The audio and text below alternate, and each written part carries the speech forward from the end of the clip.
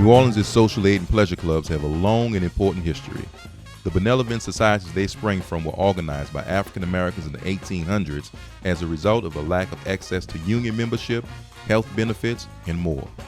Members paid dues, which went towards paying medical, funeral, and other emergency expenses for community members. As the racist laws of the past were lifted, clubs continued to serve as places for community members to turn to for friends, community, and celebration. In many cases, their names tell the story of their neighborhoods.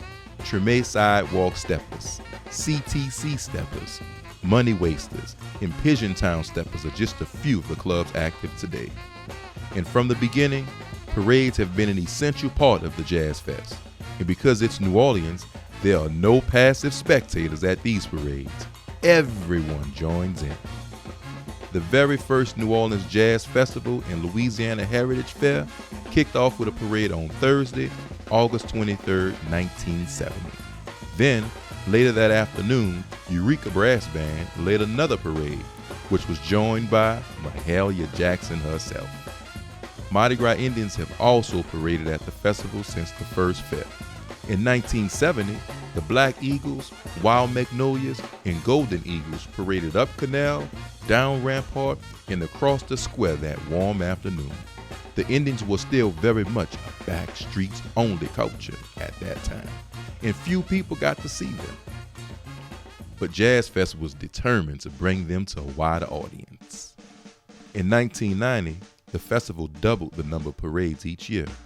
This was a meaningful development for the clubs and Mardi Gras Indians because the money the paraders make goes back into the parading communities, meaning more parades and stronger traditions for the city.